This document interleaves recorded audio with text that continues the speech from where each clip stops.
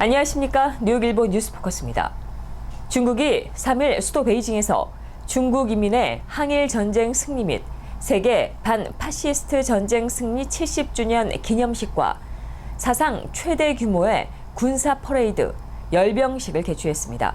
이를 통해 항일 전쟁 승리의 의미를 되새기는 동시에 첨단 무기를 통해 군사력을 과시하면서 주요 2개국으로 올라선 중국의 글로벌 파워를 대내외적으로 천명했습니다. 열병식은 현지 시간 오전 10시 베이징의天安門과天安門광장에서 막을 올렸습니다.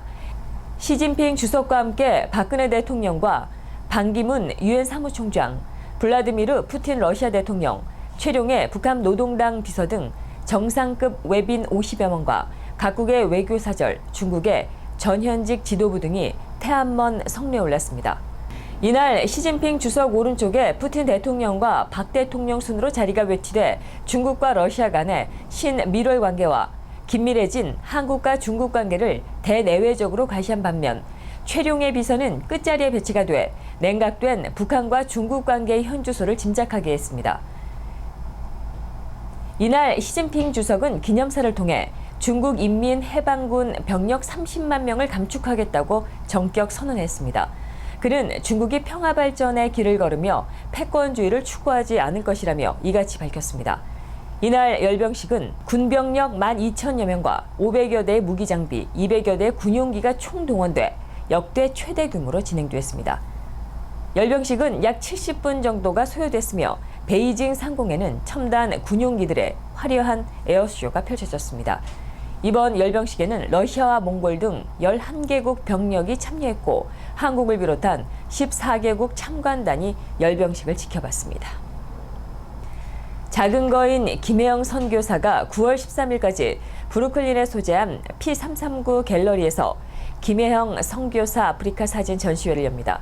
이번 전시회는 김혜영 선교사가 뉴욕에서 공부할 때 그를 후원해준 이들에게 그동안의 삶의 여정을 전하기 위해 마련이 됐고 아프리카에 대한 건강함과 생명력, 그들이 지닌 자부심을 소개하기 위해 열렸습니다. 전시회 홍보차 2일 김혜영 선교사가 뉴욕일보를 찾았습니다.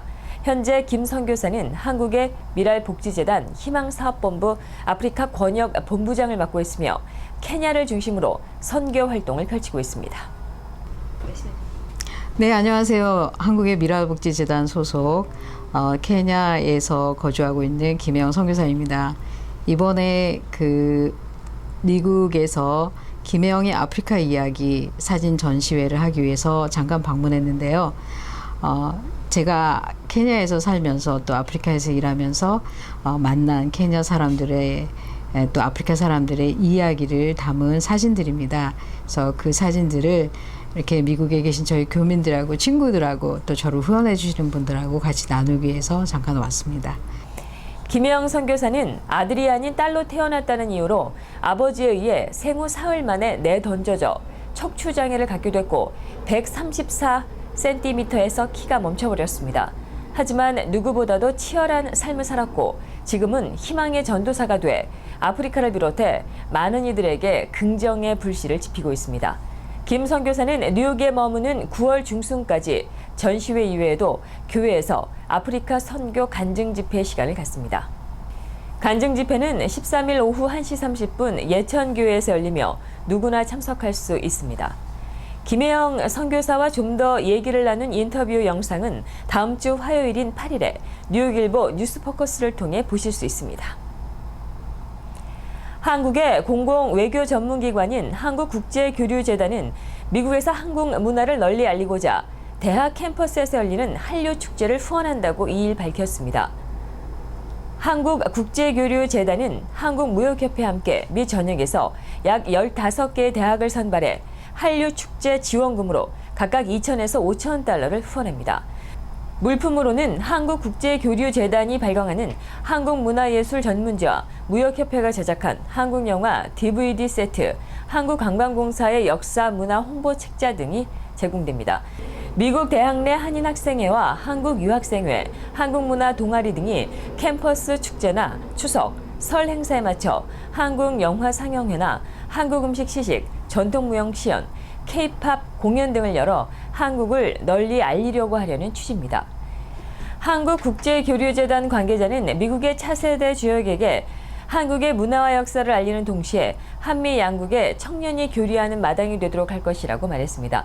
신청서는 오는 25일까지 웹페이지로 내면됩니다. 뉴욕 가정상담소가 22일 오전 11시에서 오후 3시까지 무지개의 집 돕기 1일 밥집 행사를 실시합니다. 특히 올해부터는 뉴욕과 뉴저지 6곳의 식당에서 이번 행사에 동참해 같은 날, 같은 시간에 동시에 열립니다. 참가는 플러싱에서는 함지박 식당과 병천 식당이, 맨해튼에서는 미스코리아 식당과 서울가든 식당이, 뉴저지에서는 풍림과 JD 스테이크 핏 등이 참여합니다. 플러싱 함지박 식당에서는 밥집 참여 이외에도 당일 식당 앞에서 무지개 집에서 만든 고추장과 비누, 수세미 등을 팔 수 있도록 했습니다. 김영환 함지박 사장은 커뮤니티에 정말 필요한 무지개 집을 돕는 일에 함께할 수 있어 보람되다고 말했습니다. 티켓은 $25고 행사를 하는 모든 식당에서 구입할 수 있습니다. 뉴욕주에 이어 일리노이주에서도 레지오넬라 균의 감염 미도에 7명이 사망했습니다. 일리노이주 공공보건국은 퀸시의 참전용사 공동 주거시설에서 생활을 해온 7명이 레지오넬라균의 감염이 돼 사망됐다고 2일 발표했습니다.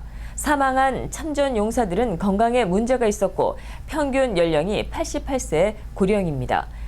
이 주거시설에서는 이들을 포함해 모두 45명이 레지오넬라균에 감염됐습니다. 최근 48시간 동안에 레지오넬라균에 감염이 돼 병원에 후송된 사람은 없다고 일리노이주 참전용사국 대변인은 밝혔습니다.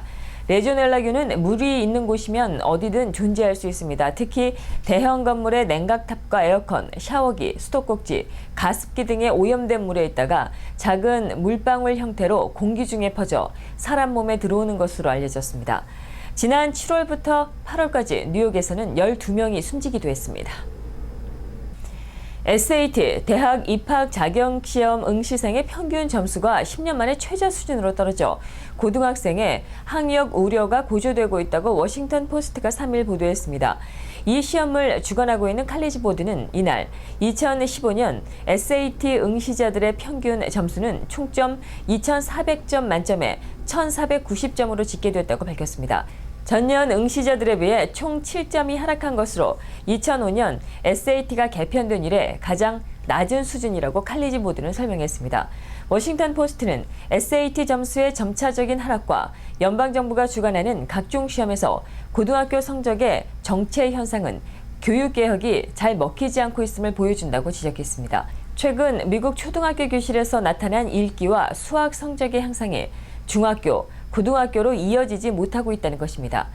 SAT 점수 하락에는 여러 가지 이유가 있지만 가난과 언어 장벽, 부실한 가정교육, 도시 지역에 만연한 사회적 병리 현상 등이 특히 주요한 원인으로 꼽히고 있다고 워싱턴 포스트는 진단했습니다.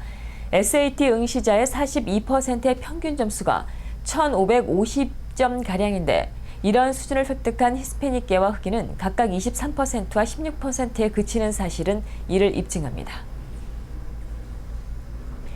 오는 22일과 27일 미국을 방문하는 프란치스코 교황이 미국인들의 높은 지지를 얻었습니다.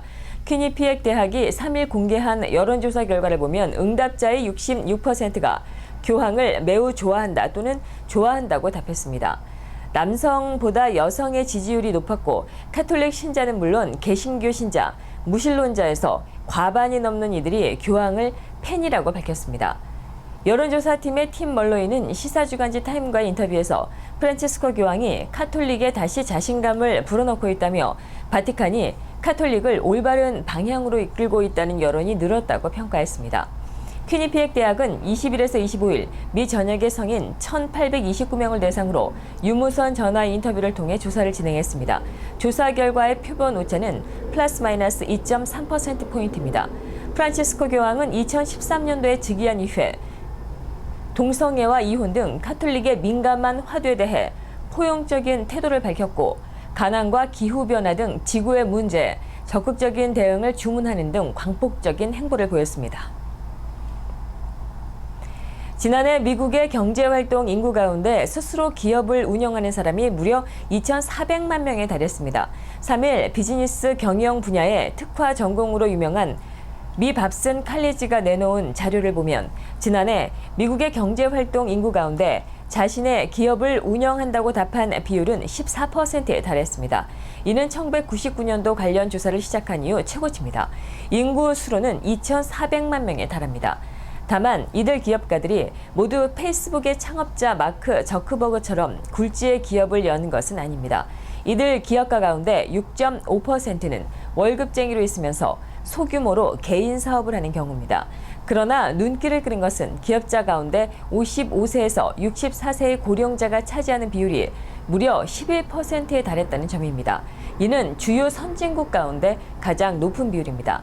밥슨 칼리지의 도나 켈리 교수는 미국에서 기업가가 크게 늘어난 것은 미국 경제가 회복되고 있는 덕분이라고 분석했습니다. 그러면서 경기 회복기에 기업가가 늘어나는 것은 생존을 위해 자영업을 하는 것과는 질적으로 다른 것으로 기회를 잡아보겠다는 도전 정신에 의한 것이라고 평가했습니다. 아울러 경제 회복에 맞춰 미 연방정부와 주정부들이 적극적으로 창업 관련 지원에 나서는 것도 기업가를 늘린 요인으로 지적됐습니다. 이상으로 뉴스포커스를 모두 마치겠습니다. 시청해주신 여러분 고맙습니다.